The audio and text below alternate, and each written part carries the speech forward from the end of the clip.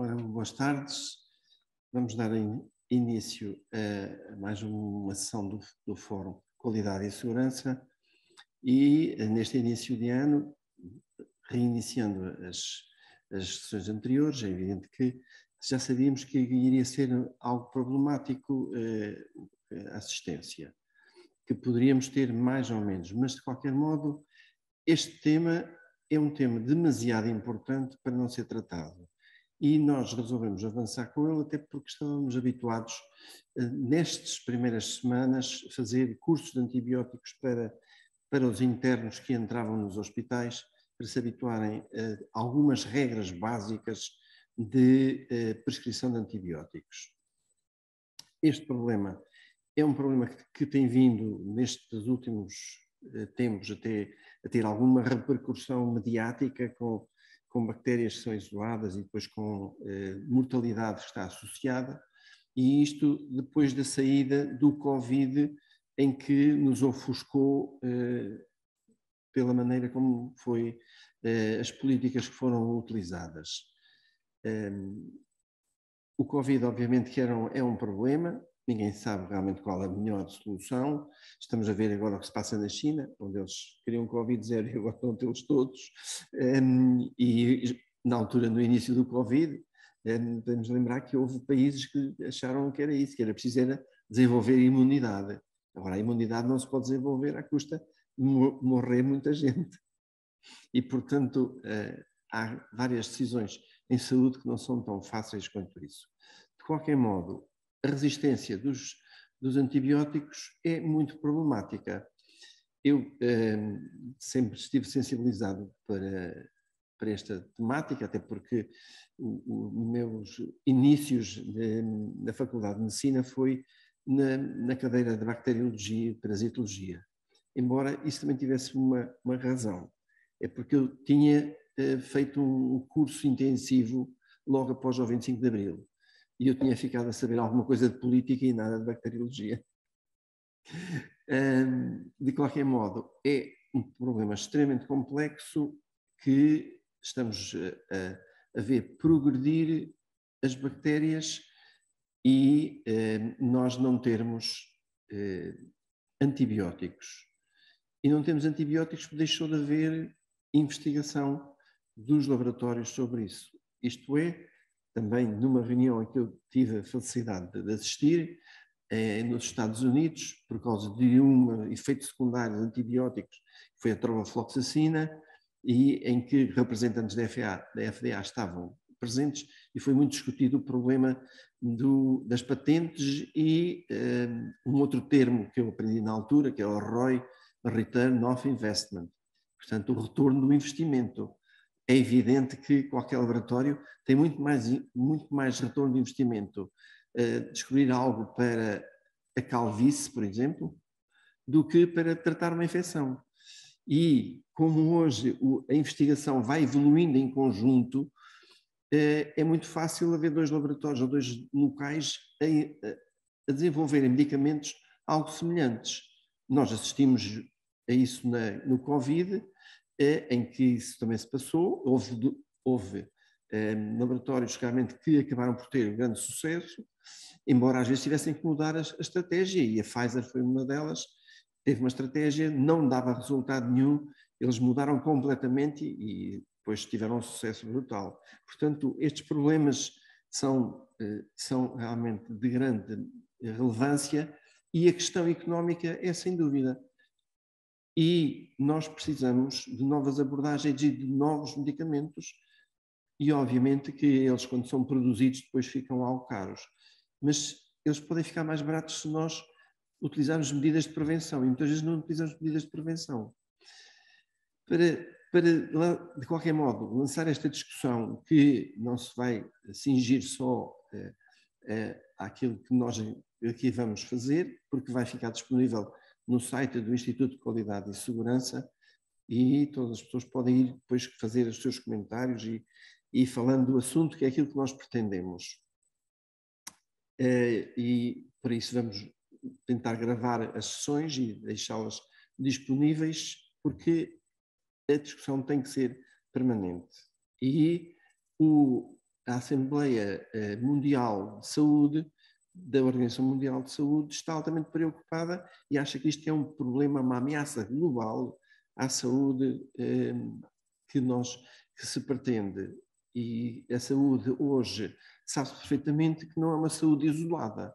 Portanto, nós não podemos criar aqui um nicho e ficar aqui todos protegidos de micro-organismos, porque hoje a saúde é global. Nós, quando atingimos uma taxa de vacinação do Covid 95%, nem África havia de 5%. E todos os dias chegavam vários aviões com pessoas da África. O que quer dizer que vinham e que infectavam-nos da mesma maneira. Portanto, esta ideia da saúde global é uma evidência. O Covid foi assim. A Itália sofreu o que sofreu porque eles têm uma forte relação com a China e foram importando casos de Covid sem saber. E depois deu o problema que deu. Portanto, esta questão de nós viajarmos tem os seus custos, tem os seus benefícios, mas nós temos que nos adaptar aos novos tempos. Para isso, nós também utilizamos um método que é procurar reunir pessoas que em Coimbra ou nos arredores aqui são peritas num determinado assunto e que muitas vezes estão esquecidas. Eu não conhecia a professora Gabriela, mas quero agradecer porque ela de imediato, mal eu a convidei para vir, logo aceitou, ainda por cima estava fora do país e teve logo um entusiasmo muito grande. A professora Gabriela é da Faculdade de Farmácia, mas tem um conhecimento muito grande sobre este problema. Depois, a doutora Catarina Chaves, que eu conheço há muito tempo, trabalhou connosco desde o início e que agora é responsável pelo laboratório do SHUC, realmente de identificação dos micro-organismos. É uma pessoa que também tem um conhecimento que vale ouro e que, com a sua humildade, ela lá está caladinha e não fala, não berra como devia berrar. Parem que só estão a fazer asneiras. E que nós precisamos, e teve também a amabilidade de aceitar o convite para nos vir falar um pouco.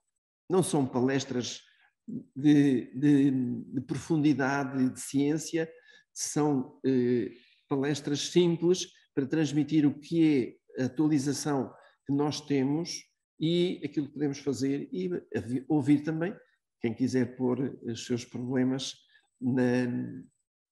para nós discutirmos ou, por simplesmente, dizer aquilo que podemos saber. Por isso, eu ia começar por pedir à professora Gabriela para fazer a sua apresentação. Muito obrigado.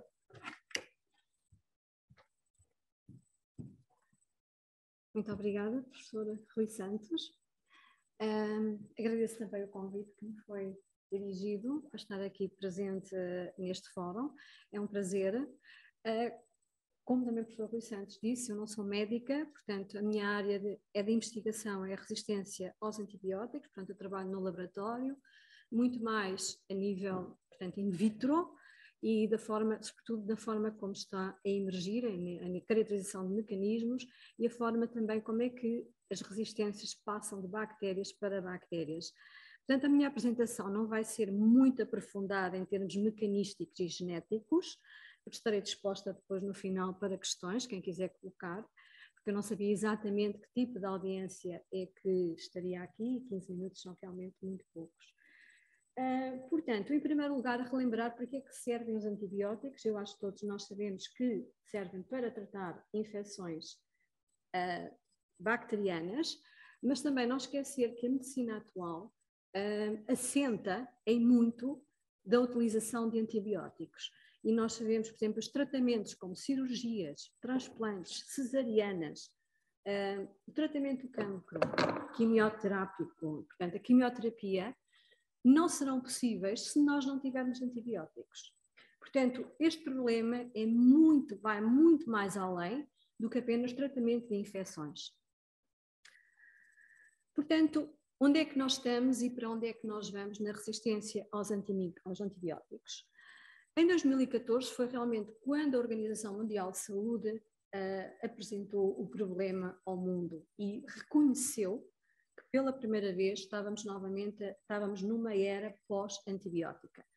Portanto, nós temos os antibióticos mais ou menos disponíveis após a Segunda Guerra Mundial e a partir dos finais dos anos 90, no princípio deste século, temos realmente resistências resistência às bactérias e infecções que começam a ser intratáveis. Portanto, é um problema enorme que nós temos neste século e também, nesta altura, a Organização Mundial de Saúde pediu para fazer um relatório e realmente a estimativa é que, se nada for feito, em 30 anos, a principal causa de morte serão as resistências aos antibióticos, ultrapassando diabetes, cancro e, portanto, 10 milhões de indivíduos poderão morrer anualmente se nada for conseguido. Portanto, este é um problema que está neste momento a existir. Estes são dados que são muito recentes, portanto, isto são o primeiro é um relatório de novembro, portanto, do Centro de Prevenção de Doenças Infecciosas Europeu, que saiu a 17 de novembro de 2022, em que diz que 35 mil pessoas morrem por ano de infecções por bactérias multiresistentes, só na Europa.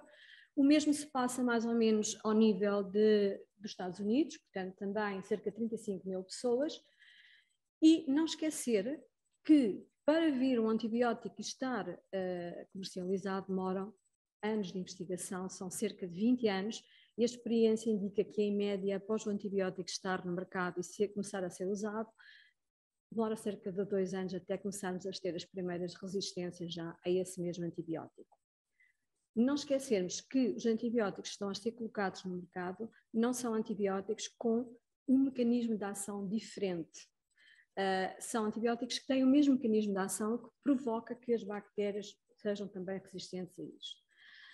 Portanto, o impacto, sem dúvida, que o prolongamento da infecção e do sofrimento do doente, o aumento dos custos e também o aumento da mortalidade. Hoje nós temos pessoas a morrer realmente por bactérias, por infecções por bactérias multiresistentes. Em 2017, a Organização Mundial de Saúde, pela primeira vez, lançou uma lista de bactérias que são críticas, em que são extremamente problemáticas e que é necessário mais investigação para desenvolvimento de novos antibióticos. Se nós vimos o primeiro grupo, que é um primeiro grupo que é crítico, são tudo bactérias bacilos gram-negativos. Anteriormente houve a emergência do Staphylococcus aureus, meticilina resistente, e também os enterococos, vancomicina resistente, mas a verdade é que nos últimos anos os nossos maiores problemas começam a ser os bacilos gram-negativos, que são resistentes aos carbapenemas, que são antibióticos de última opção terapêutica, que devem ser guardados para a última opção terapêutica. Aqui tem também, neste caso, temos também portanto, as infecções, a mortalidade atribuída à resistência, isto também de janeiro de 2022, e lá estão, a grande maioria deles são bacilos gram-negativos, e também aqui temos o gram-positivo e o pneumonia também está aqui. Relativamente aos dados mais recentes do Centro Europeu, nós temos este relatório que saiu agora em novembro de 2022, portanto, houve realmente, as infecções multiresistentes são um enorme problema e uma grande carga para os serviços de saúde, e nós vimos que há realmente um aumento de mortalidade entre 2016 e 2020, mais 2019, porque 2020 já foi quando nós começámos a ter o Covid, portanto, estes foram os dados dos países da União Europeia e, portanto, o número de mortes aumentou significativamente, assim como também aumentaram o número de infecções por bactérias resistentes. Quais são os problemas maiores? Escherichia coli resistente às cefalosporinas de terceira geração, o Staphylococcus aureus resistente à meticilina e também a Klebsiella pneumoniae resistente às cefalosporinas de terceira geração. Este relatório também, portanto, também em consonância com a Organização Mundial de Saúde, diz que houve um aumento de infecções a nível europeu por Acinetobacter resistentes aos carbapenemas e por Klebsiella pneumoniae resistentes aos carbapenemas. Curiosamente, em 2021 houve uma pequena diminuição destas infecções, mas estávamos em plena época de pandemia e, portanto, não se sabe muito bem se houve uma redução porque foram utilizadas medidas de proteção e de evitar a transmissão de patógenos, ou se realmente nem sequer houve registro e, portanto, as infecções acabaram por diminuir. Contudo, isto são estatísticas que relatam a média europeia. Nós, em Portugal, não vimos um aumento da resistência ao Acinetobacter. Bem pelo contrário, o Acinetobacter tem vindo a diminuir nestes últimos anos em Portugal. Portanto, o que nós temos realmente é mais a Klebsiella pneumoniae. Mas então, como é que esta resistência aumenta, como é que emerge e como é que se vai disseminar? Portanto, no fundo, acaba por haver uma pressão seletiva de uma população bacteriana. Se tivermos uma população bacteriana, em que a maioria das bactérias é suscetível, haverá sempre uma bactéria ou outra que sofre uma mutação e que é resistente a um determinado antibiótico. É evidente que quando a pessoa toma esse antibiótico, uma pessoa ou outro animal, não tem que ser uma pessoa, um humano, vai haver uma seleção, obviamente, das bactérias que são resistentes. E, portanto, com o tempo, o que nós temos é realmente maioritariamente uma população resistente. Muitas vezes estas bactérias aparecem durante o tratamento com antibiótico por mutação. Portanto, isto é o que vai acontecer, selecionamos então as bactérias resistentes e há também uma outra questão extremamente importante, que muitas vezes as pessoas também não conhecem, que as bactérias têm a capacidade de passar material genético entre elas, mesmo de bactérias de espécies diferentes.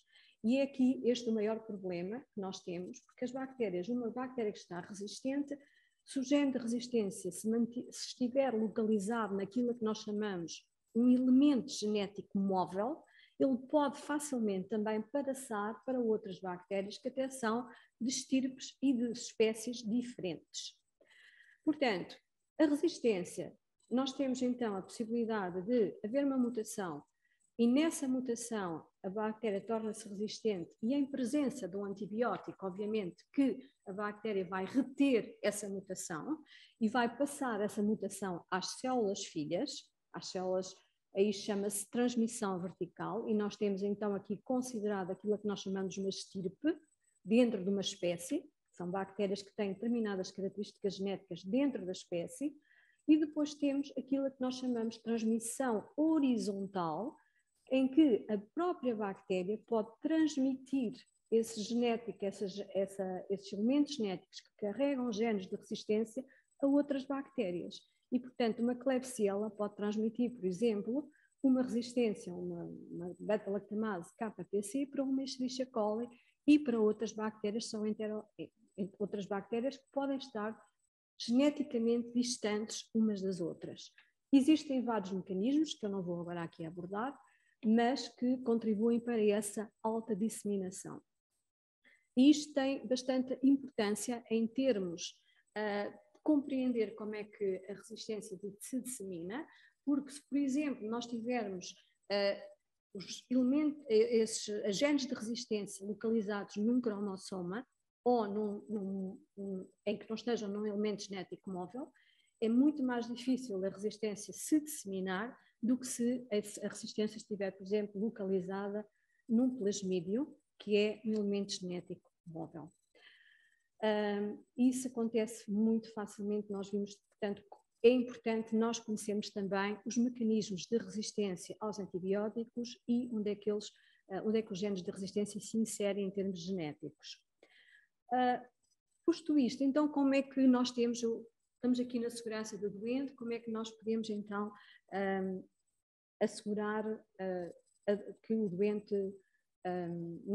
não fica com uma bactéria ou não apresenta uma bactéria resistente. Portanto, tem a ver com a prescrição do antibiótico. É importante conhecer realmente a resistência ao nível institucional e ao nível nacional.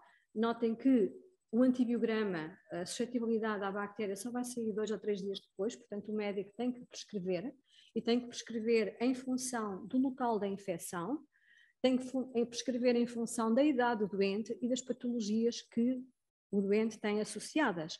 Não é a mesma coisa prescrever para uma pessoa idosa como, por exemplo, uma criança ou alguém que está nos cuidados intensivos e que tem a sua função renal alterada. Portanto, todos estes parâmetros têm que ser considerados para a prescrição.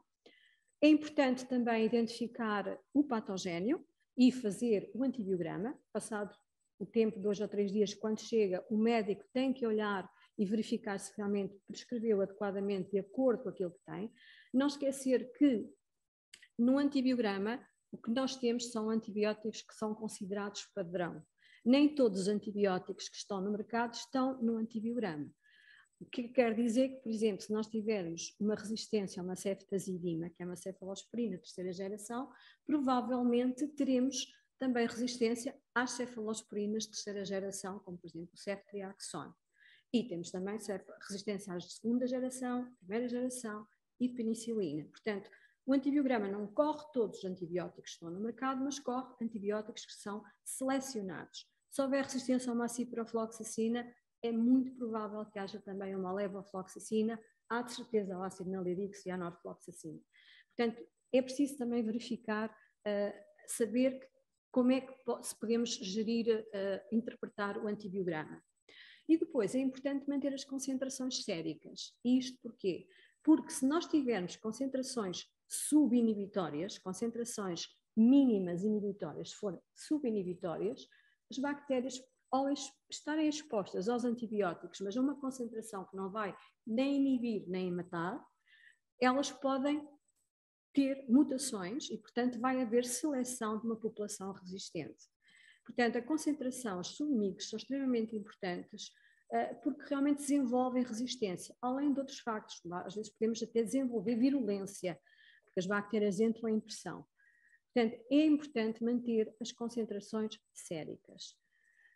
Relativamente à disseminação das bactérias resistentes, portanto, existe não só o doente que está com uma infecção e que é necessário prescrever o antibiótico, mas há também doentes que não estão com infecção, que estão por outras razões hospitalizados, mas que de repente podem ter uma bactéria, podem transmitir, podem ser infectados por uma bactéria resistente aos antibióticos, que circulam normalmente nos hospitais.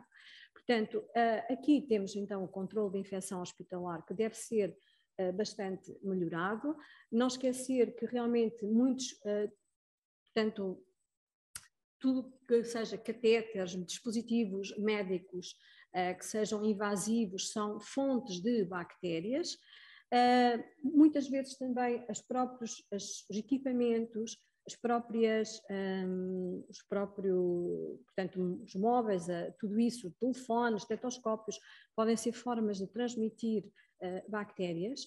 Chama a atenção para o facto de, por exemplo, o Staphylococcus aureus ser uma bactéria extremamente resistente à dissecação, pode permanecer durante 15 dias e viável numa superfície seca e, contrariamente àquilo que normalmente é designado para os bacilos gram-negativos, que são mais láveis, o Acinetobacter é um bacilo gram-negativo que consegue também persistir durante muito tempo em superfícies secas.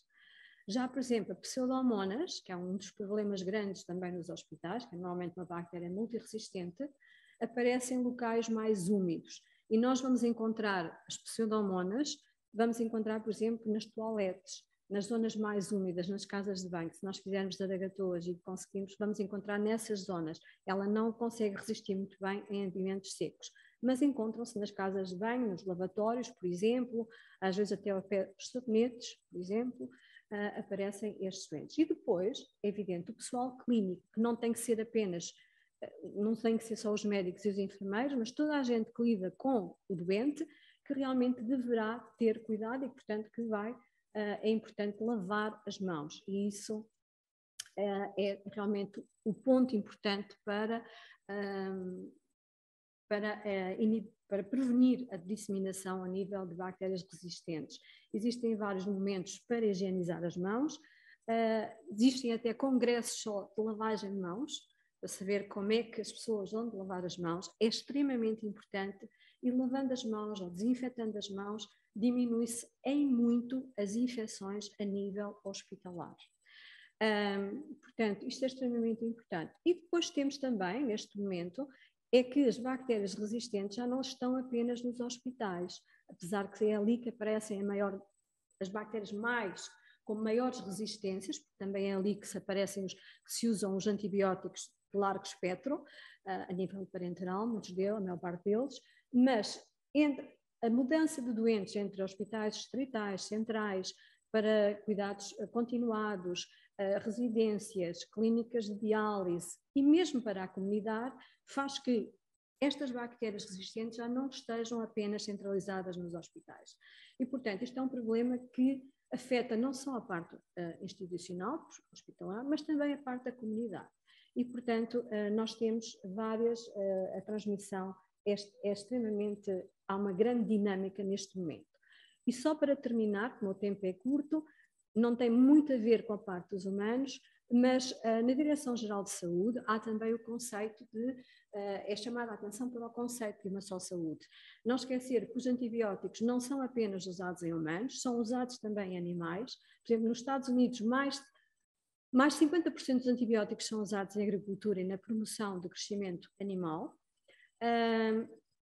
E, portanto, esses animais, com concentrações subinibitórias, as bactérias do seu intestino vão se tornar resistentes e vão atingir os humanos, com certeza, através, por exemplo, da cadeia alimentar.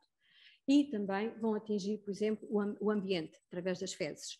Portanto, nós conseguimos apanhar muitas bactérias, e eu já durante os meus anos de investigação, conseguimos apanhar, por exemplo, E. coli resistentes às cefalosporinas de terceira geração, em águas, por exemplo, em Coimbra, na estação de tratamento de águas, apareciam nas águas, apareciam nas águas de efluxo dos hospitais também. Portanto, apareciam também nos chouriços, nos hambúrgueres, por exemplo, resistentes a antibióticos que só se usam a nível hospitalar. E, no entanto, essas bactérias andam por aí no ambiente e andam também por aí nos alimentos. E, portanto, há umas questões que queiram ter, mais científicas, mais a nível de genética, mecanismos, eu posso depois falar.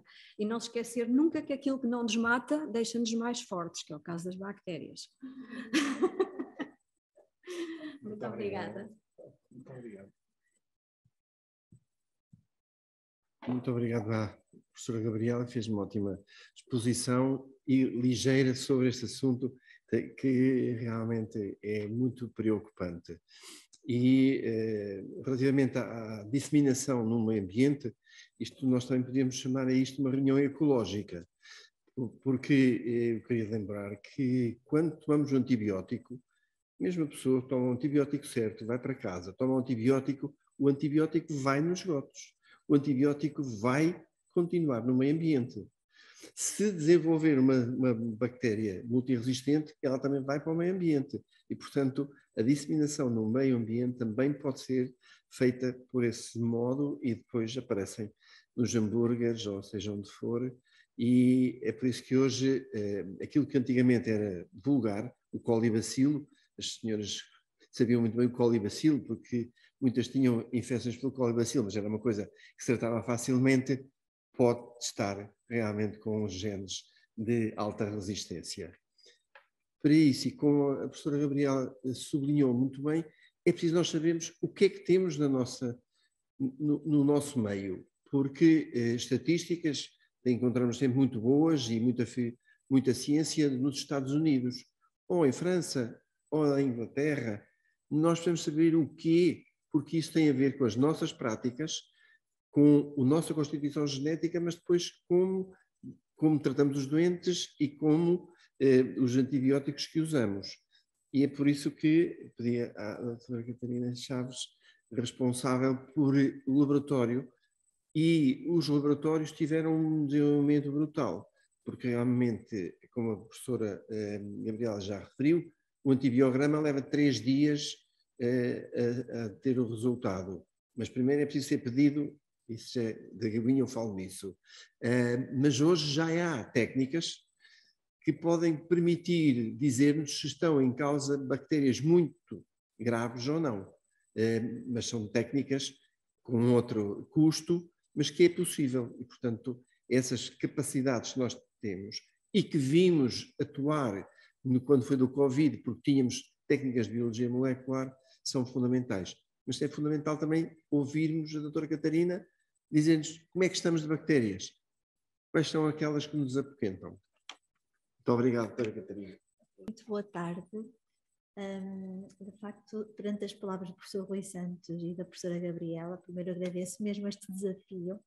É um tema que me é mesmo muito querido, porque todos os dias batalho contra as resistências perante os antimicrobianos. Há 3 pontos que eu sublinho mesmo daquilo que vocês disseram.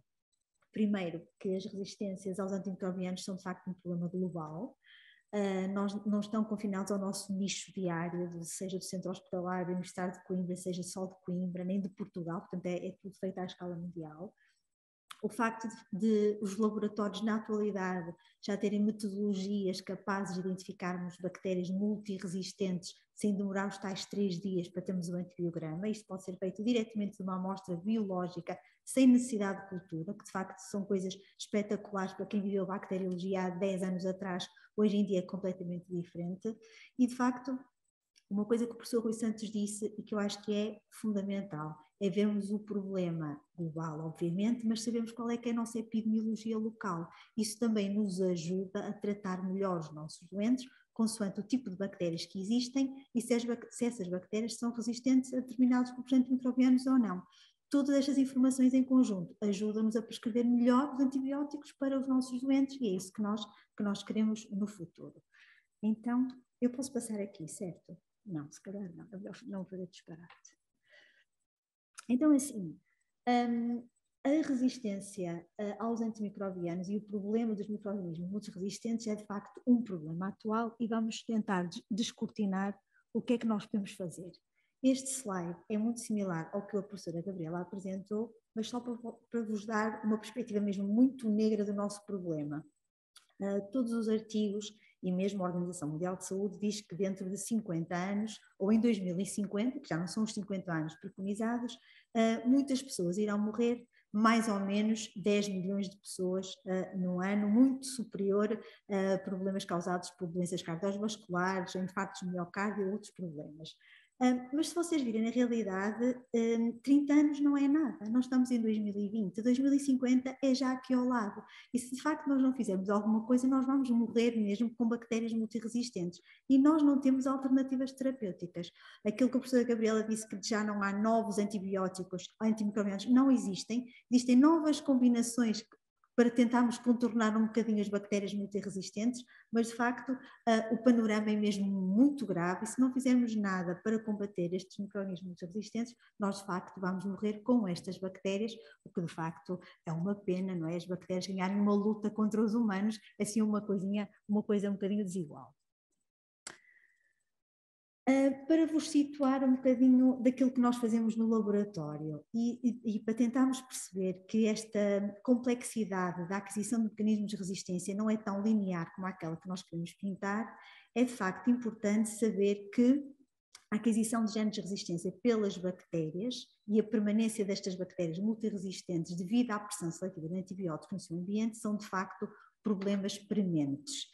Há uma disseminação de genes inscritos nestas bactérias e nos elementos genéticos móveis, como a professora Gabriela disse, e que de facto permitem a transferência de informação genética entre populações bacterianas completamente distintas e daí que, por exemplo, foi dito que entre Escherichia coli e Klebsiella pneumonias, por exemplo, possam fazer esta transferência de genes que inicialmente na população bacteriana inicial não existiam. Há uma série de condições que levam à disseminação clonal depois destas estirpes mais multiresistentes, por vários fatores ambientais e à volta das populações bacterianas, e de facto, se não houverem medidas de controle de infecção eficazes, vamos ter problemas na disseminação de bactérias multiresistentes.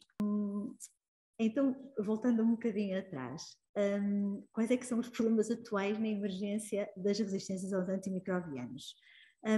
Aquilo que de facto é muito evidente nas prescrições diárias são aquele primeiro item que eu tenho ali discriminado, que são os regimes terapêuticos desajustados ou inadequados. Os antimicrobianos de infecções víricas já não é um problema que se calhar vemos tão solidificado nos nossos dias, mas de facto ainda há a intenção de tratar todo o tipo de infecção como sendo de origem bacteriana, quando na realidade pode não ser.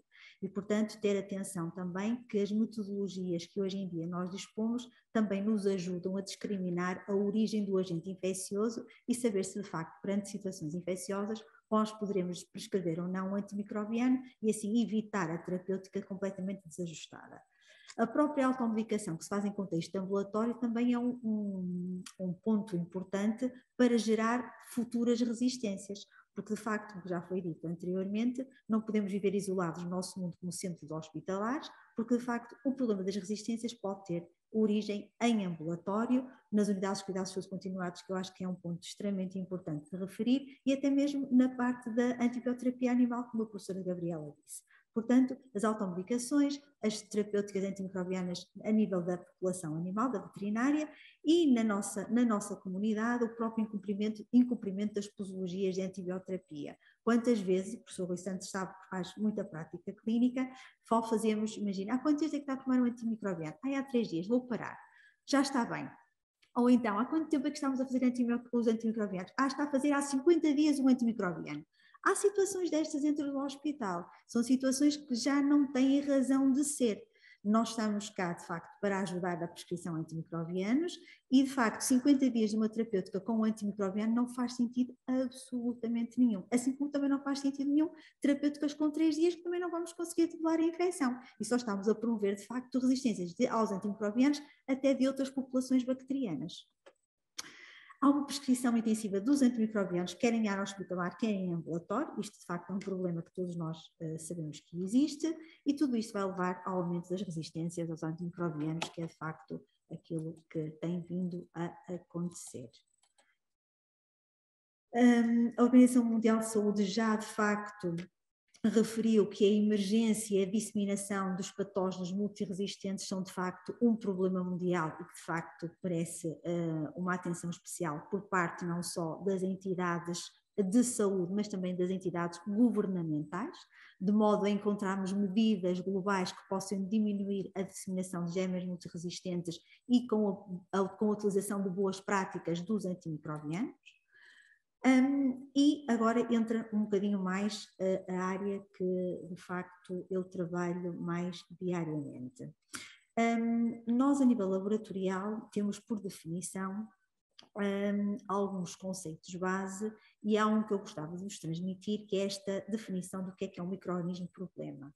Os micro-organismos problema, sejam eles bacilos gram-negativo ou cocos gram-positivo, portanto, bactérias gram-negativo ou bactérias gram-positivas, são todas aquelas bactérias que possam expressar resistências a mais do que 3 classes de antimicrobianos. E estas bactérias são reportadas sistematicamente a um sistema de vigilância nacional para podermos aferir anualmente como é que estão as suscetibilidades ou resistências na maioria das bactérias a determinados grupos de antimicrobianos. E depois temos os micro-organismos que nós dizemos que são os micro-organismos a alerta. São aqueles que suscitam um alerta imediato e que de facto nos fazem soar as campainhas nos nossos ouvidos. E de facto a professora Gabriela já falou deles, que são a maioria deles gram-negativo, nomeadamente as enterobacteriáceas resistentes aos carbopnemas, resistentes às cefalosporinas de 3ª geração e algumas já com a exibir resistências a antimicrobianos já de última geração, nomeadamente os carbopnemas e até mesmo a colistina.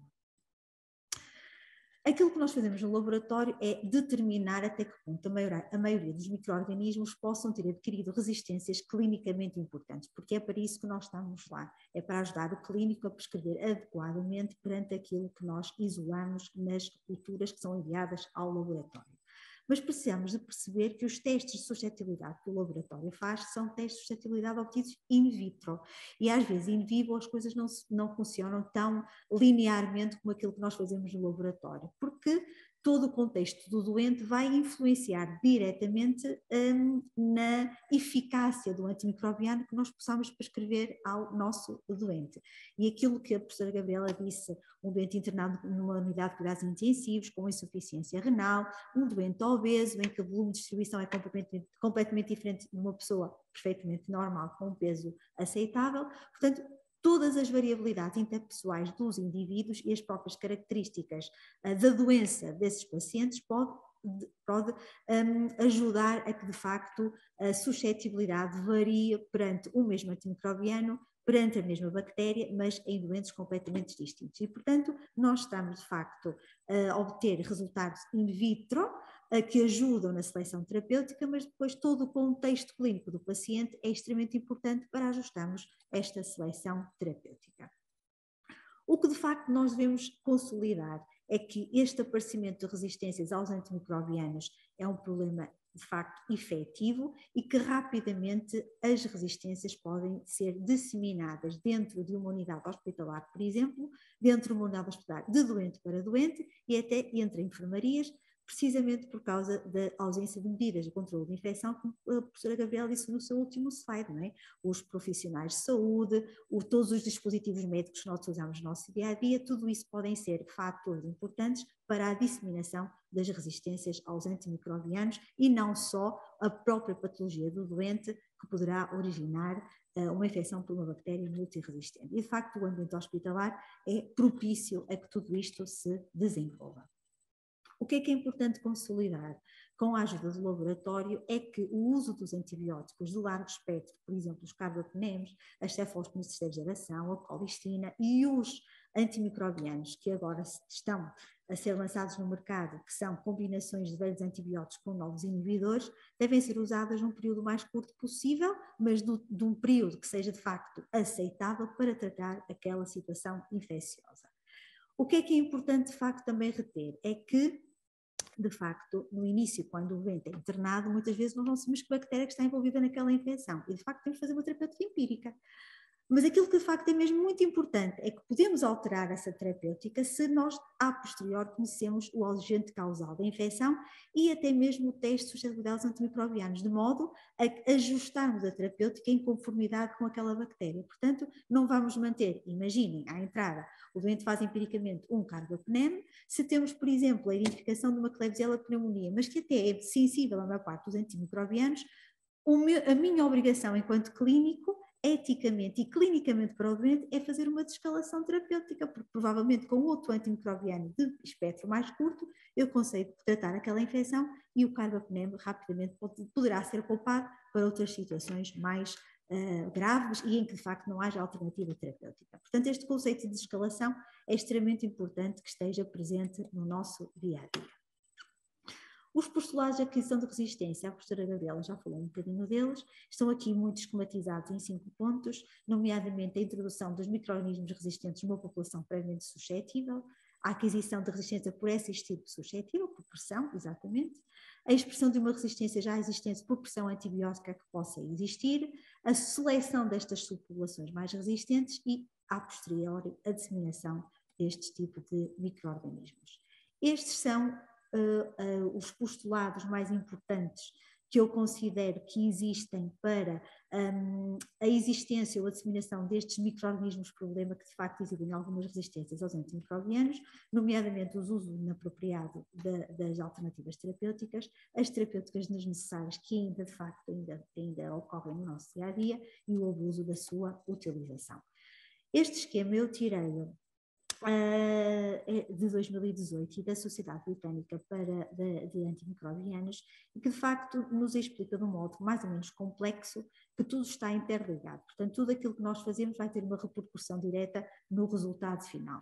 Quer a seleção, quer a pressão antibiótica, vai levar de facto à existência, muitas vezes, de resistências a antimicrobianos, e a utilização dos antibióticos de largo espectro são um pau de dois bicos. São muito importantes para tratarmos infecções graves, mas de facto, conhecendo o agente causal e tendo uma bactéria que apresente suscetibilidades a outras alternativas a antimicrobianos, o objetivo é sempre tentar guardar estes antimicrobianos de largo espectro para situações mais assertivas. Se bem que esta opinião não é consensual entre os nossos pares. Muitos dos nossos pares acreditam que de facto estes antimicrobianos de última geração ou combinação de antimicrobianos novos com velhos inibidores ou vice-versa podem ser usados logo à cabeça de lista como terapêutica empírica. Não dizemos que não, de facto em situações graves eu acho que devemos utilizar os antimicrobianos que estão de facto dispostos e em centros hospitalares, por exemplo, como o nosso, que nós temos essa facilidade, temos antimicrobianos de última geração, mas de facto continuo a acreditar que se não forem usados nas situações que devem ser usados e não serem disseminada a sua utilização em todas as situações clínicas, provavelmente um dia destes estas alternativas já deixam de ser alternativas para tratar algumas situações infecciosas. Aquilo que eu vos queria mostrar é que, de facto, o cenário em 4 anos ficou nitidamente muito mau, e este cenário que eu aqui vos apresento é sobreponível à nossa comunidade local de Coimbra, portanto, revela muito aquilo que se passa a nível mundial, mas para vocês terem, por exemplo, aqui uma ideia, que o perfil de resistências a Klebsiella pneumoniae desde 2016 a 2020 passou de um verde clarinho para um amarelo e até mesmo um vermelho quase acastanhado, o que significa que as resistências, eu vou ter que me aproximar porque eu daqui não vejo nadinha, portanto, as resistências aos carbapenems, isto de facto tem a ver com as resistências aos carbapenems, vêm assustadoramente.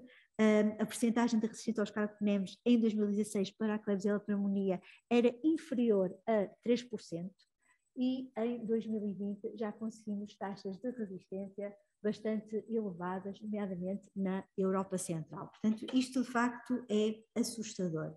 Nos anos de 2021 e 2022, os dados não são de facto, não estão ainda de facto recolhidos, e a professora Gabriela disse um ponto importante, é que em altura de pandemia Covid foi muito difícil nós recolhermos os dados das bactérias que provocavam infecções em ambiente hospitalar. Primeiro porque a maioria dos nossos doentes, de facto, tinham infecções respiratórias causadas pelo SARS-CoV-2 e por outros vírus, todas as outras infecções ficaram um bocadinho mascaradas por aquelas bactérias que normalmente nós conseguimos identificar a nível laboratorial.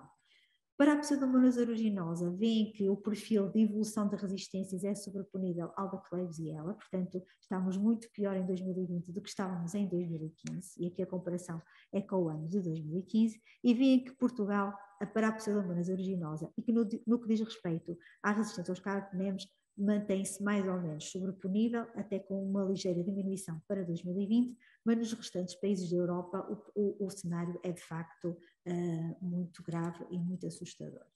O Acinetobacter baumannii é uma bactéria estranha para mim, porque neste momento, e a professora Gabriela é testemunha, nós não temos Acinetobacter baumannii, não temos.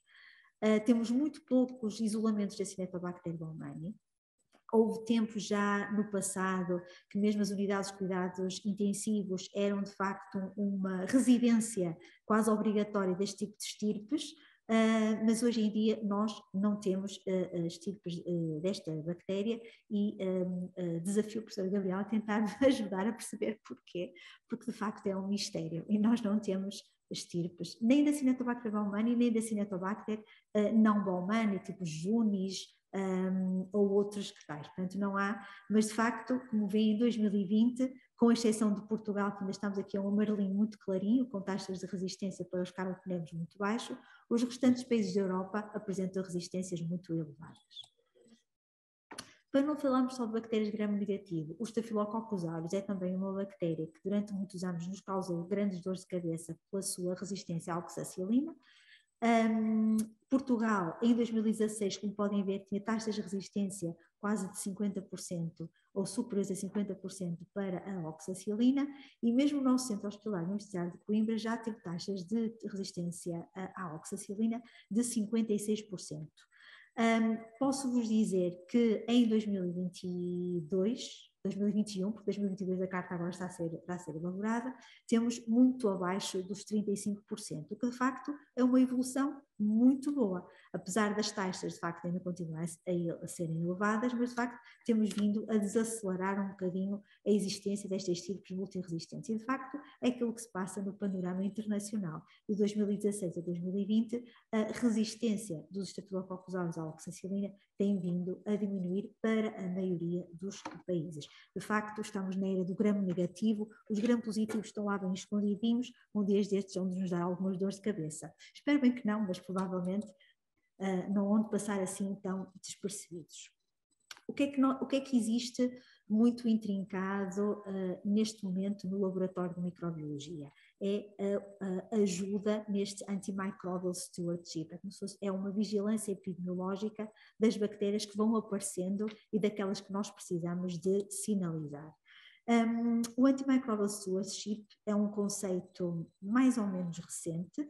Neste momento é um conceito abordado em equipa multidisciplinar, quer pelos médicos dos laboratórios, quer pelos farmacêuticos, quer pelos clínicos à cabeceira do doente, e tudo é feito para otimizar um outcome clínico ótimo, ou seja, tem que haver uma prescrição correta, com o agente correto, na dose correta, no tempo correto, para que tudo seja tratado atempadamente e para que evitemos a disseminação de micro-organismos multiresistentes. Portanto, é tudo baseado em intervenções coordenadas e multidisciplinares. E de facto é isto que está aqui patenteado, é que os objetivos desta vigilância epidemiológica é de facto usar o agente certo, com a dose certa, no tempo certo, a duração apropriada, e não estão os tais 50 dias que às vezes a gente faz de tratamento antibiótico, ou apenas os 3 dias, portanto estamos um cheirinho de antimicrobiano à bactéria só para ela sentir o gostinho e depois deixarmos de ajudar, e provavelmente da próxima vez que queremos tratar já não temos alternativa terapêutica para tratar aquela infecção bacteriana com aquele antibiótico. E de facto os objetivos é prevenir a infecção, ou curar de facto as patologias provocadas por aquele agente infeccioso e prevenir a emergência destes micro-organismos multiresistentes, mas um item que eu acho que é importante, obviamente, mas em que tudo se baseia na nossa atualidade, que é reduzir os custos de todo o investimento que é colocado nos cuidados de saúde.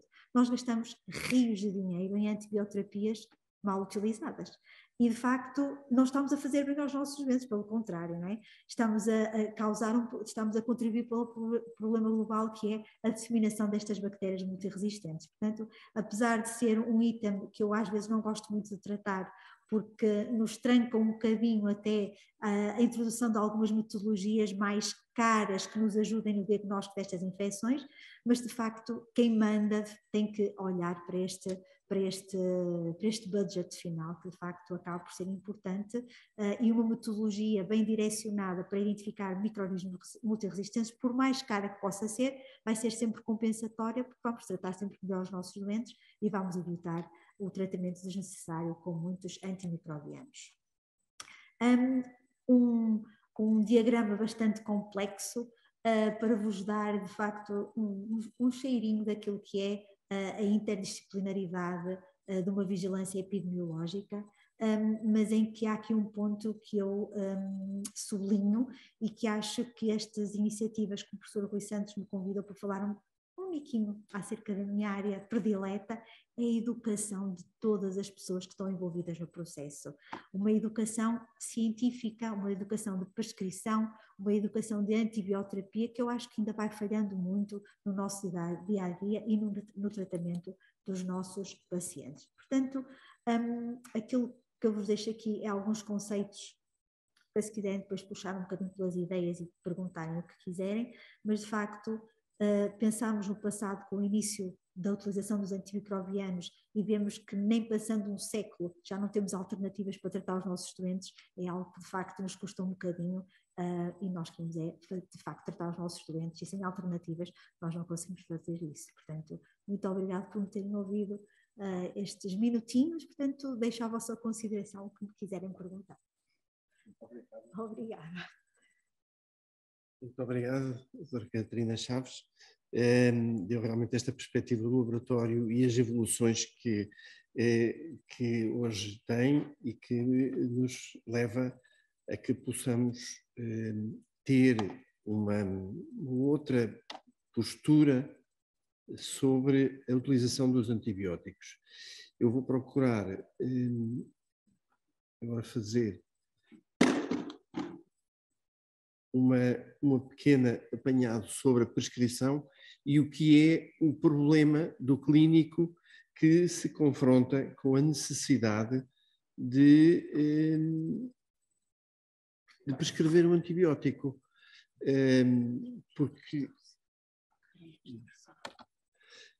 Porque quando um doente chega ao hospital, ou à consulta, ou é observado por um médico, muitas vezes ele quer ser tratado e ser tratado rapidamente.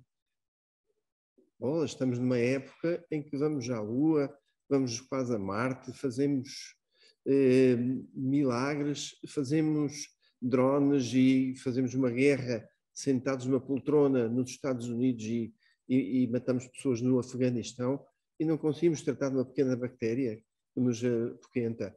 É verdade. Como vos disse, eu há muitos anos que lido com isto e, portanto, eu fui buscar até alguns slides que já utilizava naquela altura, em que falava muito sobre o uso racional de antibióticos. E eu questionava logo, desde o princípio, porque é que falar do uso racional de antibióticos, os outros medicamentos também precisam ser racionais, não é só os antibióticos. Não, há aqui um outro fator, que é o desenvolvimento da resistência, e esse desenvolvimento da resistência não me diz respeito só a mim, diz respeito a toda a sociedade. Portanto, há uma responsabilidade coletiva sobre esse problema. Nós podemos utilizar um antibiótico potentíssimo, resolver o problema daquele doente e ele sobrevive, mas depois à custa de muitos outros que vão morrer a seguir. Portanto, esta noção de que uma prescrição de antibiótico é algo que implica todas as pessoas e toda a sociedade é muito importante. E, como a doutora Catarina referiu, até na agricultura era utilizado. Neste momento já é menos utilizado porque isso verificou-se que era muito deletério. Agora, há antibióticos realmente que aumentam a massa muscular de alguns animais e isso é ótimo em termos económicos. Ficam a valer muito mais e, portanto, as empresas ganham imenso com isso. O problema é que depois vamos ter outras questões. Por isso, eu aqui falava da prescrição de antibióticos ou o uso racional de antibióticos. O uso racional, quando é que isto começou? É evidente que nós realmente não tem 100 anos. As questões surgiram, por acaso, com Sir Alexander Fleming, em 1928, quando ele inadvertidamente deixou uma placa com bactérias no laboratório. E chegou lá no outro dia e reparou que havia aqui qualquer coisa que não tinha crescido como ele esperava. Porquê? Porque havia uma outra bactéria que tinha crescido e que tinha impedido as outras bactérias de crescerem, de se desenvolverem. E assim foi só em 1941 que isto começou. O uso da penicilina, até aí não havia antibióticos. Portanto, as pessoas tinham infecções, ou curavam, ou morriam, e pronto. Portanto, a partir de 41, mas rapidamente, em 56, começa a ser descrito a atração pelos novos antibióticos. E fala-se da abuso de utilização e também a promoção que existia. Em 57, começam a ser descritos efeitos secundários gravíssimos e em 59 essa incidência é realmente relatada como sendo muito preocupante. Em 1966, existe mesmo um estudo americano sobre o estudo do uso apropriado dos antibióticos. Portanto, já havia uma utilização. E em 74, há uma descrição muito interessante que é o síndrome de prescrição compulsiva de antibióticos. O que é isto? Porquê um síndrome de prescrição compulsiva? Bom, os antibióticos são medicamentos muito prescritos. São causa frequente de efeitos secundários e perdem eficácia com o desenvolvimento de resistências. Mas eles são considerados, os antibióticos, são medicamentos do medo. Tenho medo de não dar. E, portanto, porque não dar? É fácil. Mas, muitas das vezes, quando nós temos que prescrever um antibiótico, não sabemos qual é a bactéria que está em causa. Ora, isso quer dizer que nós vamos travar uma luta desconhecendo o inimigo. Por isso, temos que fazer uma infecção presumível e escolher o melhor medicamento. Aquilo que a doutora Catarina referiu, a terapêutica empírica. A terapêutica empírica pode levar a uma sobreutilização de antibióticos. Isto é particularmente relevante, por exemplo, nas crianças mais novas com as otites, porque há otites que são otites provocadas por bactérias, há otites que são provocadas apenas por vírus e que não necessitam de antibiótico. Portanto, a destrinça entre uma e outra é extremamente difícil. Agora, a criança a chorar, a aborrecer os pais preocupadíssimos e o médico a ser pressionado para prescrever e tem infecção, não tem infecção, estas é uma decisão extremamente difícil. Agora, eles continuam a ser prescritos em infecções virais banais. Infelizmente, até na comunicação social, a gente diz, estou com uma gripe, mas vou tomar um antibiótico. Na gripe não se cura com antibiótico. Depois, os conhecimentos sobre infecções e antibióticos são limitados. Eles são sempre limitados, mas é preciso aumentar a divulgação e obrigar a que as pessoas estudem mais e saibam mais. Ou utilizem as fontes de informação que depois já vos vou referir.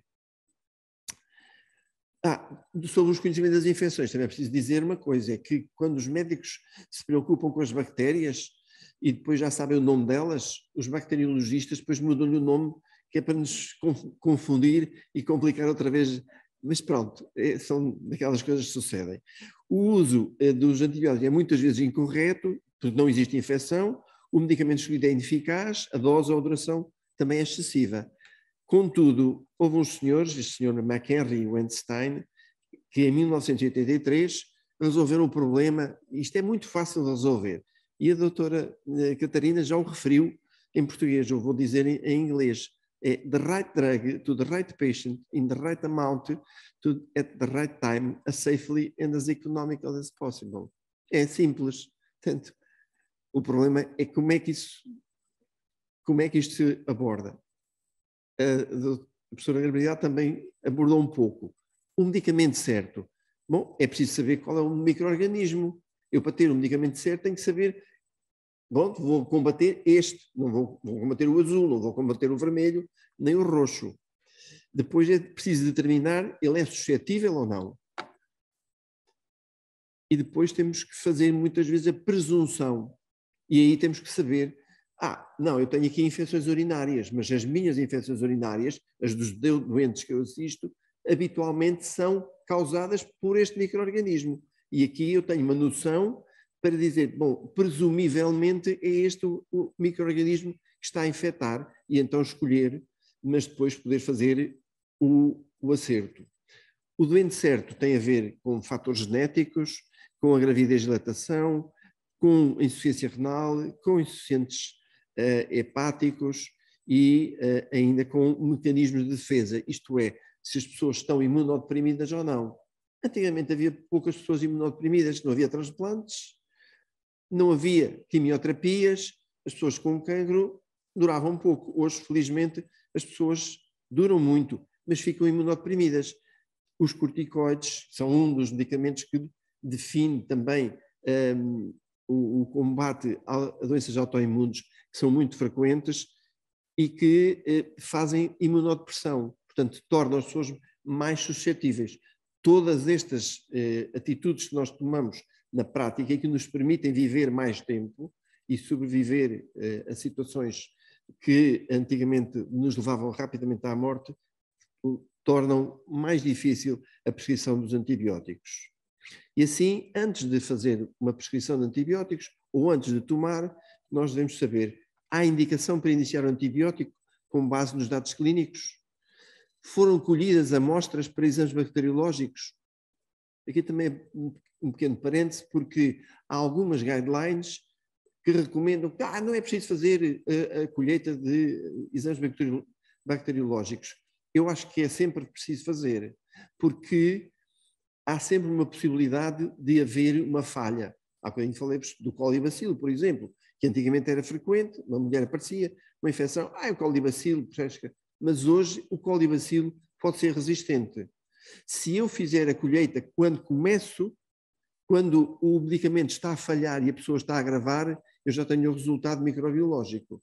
Se não, quando aquilo começa a falhar, eu não sei e vou estar completamente aos papéis e vamos ter necessidade de repetir e de atrasar. Portanto, há aqui um sofrimento. Depois devemos saber quais são os micro-organismos mais prováveis a infectar. E para isso precisamos de ter a identificação e fazer as tais culturas, mesmo quando elas podem parecer que são desnecessárias. Qual o antibiótico mais adequado? É preciso conhecer o micro-organismo, a farmacocinética, a toxicologia, o custo e se é bactericida ou bacteriostático. Isto pode parecer algo complexo, mas hoje é muito fácil, porque nós estamos numa época de informação e podemos ter apoios e estes dados de uma maneira muito atualizada, recorrendo, por exemplo, a pesquisas na internet ou a determinadas publicações. Depois é preciso saber se há condicionantes especiais relacionadas com o doente e depois qual a melhor via a utilizar. As vias também podem ter uma importância. Já há bocadinho a doutora Catarina Chaves falou que há uma farmacocinética e nós precisamos manter uma determinada concentração.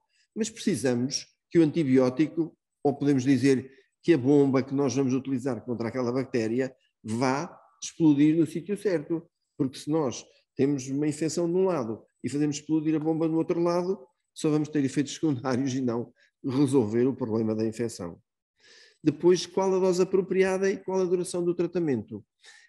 Esta questão da duração do tratamento foi das questões pior estudada, que hoje é muito mais bem conhecida e que realmente permite fazer algumas terapêuticas muito mais curtas e eficazes, não necessitando de ser tão prolongadas, mas obviamente que não os 50 dias. Hoje, os métodos informáticos, até os métodos informáticos de prescrição, permitem que haja esse controle e que nos hospitais, nos locais onde eles são prescritos, se possam perfeitamente controlar. Porque se há realmente medicamentos que não devem ser tomados porque o meu vizinho tomou, é o antibiótico. E, infelizmente, em Portugal ainda é muitas vezes assim. A Agência de Segurança dos Estados Unidos tem um programa de melhoria do uso antibiótico que está dividida segundo os diversos níveis de cuidados, os cuidados agudos, portanto, nos hospitais, se é nos cuidados continuados, se é nos cuidados ambulatórios, em casa. Mas todos eles se resumem a 4 momentos de decisão de antibiótico e convidam realmente que as pessoas procurem responder. O meu doente tem uma infecção que necessita de antibiótico? Porque esta é outra das verdades que começa a emergir. Há infecções que não necessitam de antibiótico e, portanto, curam melhor se nós nem dermos antibiótico. Depois, eu pedi as culturas adequadas antes de iniciar os antibióticos? Qual a terapêutica empírica que eu devo iniciar? O terceiro momento de decisão é, já passou um dia, eu posso parar o antibiótico? Já estou bom? Já me sinto bem? Não, não pode, porque uma coisa foi diminuir as repercussões do micro-organismo e a infecção, mas o micro-organismo vai lá continuar. Posso estreitar a terapêutica ou mudar de terapêutica endovenosa para oral? Uma das situações em que eu acho que é fundamental é nas pielonefrites, porque habitualmente nas pielonefrites a pessoa tem vômitos. Se tem vômitos não pode tomar um antibiótico oral. Agora, faz duas administrações endovenosas, passam-lhe os vômitos e aí já pode passar para a administração oral, que muitas vezes é o suficiente. Por fim, qual a duração do antibiótico que é necessária para o diagnóstico do meu doente? Portanto, toda esta informação está disponível na internet. Quem quiser pode aceder a estes sites e ver lá até a específica. É evidente, também pode utilizar esta publicação que é anual, o Sanford Guide, e que por poucos euros nos dá realmente muitas indicações atualizadas, mas americanas, não as portuguesas, pois é preciso adaptar. Ou então ir a esta outra campanha realmente do CDC, o Centers for Disease Control, que nós tanto vimos aparecer quando foi do Covid, que também tem este sobre o uso antibiótico e onde podemos encontrar muita informação útil para uma melhor utilização. Não vos vou amassar mais, muito obrigado pela vossa participação. Espero que fiquem um bocadinho mais curiosos e que ponham questões quando vos querem prescrever um antibiótico e saber o que é que eu vou tomar, vai-me fazer bem, vai-me fazer mal. Estamos à vossa disposição para alguma pergunta que queiram fazer.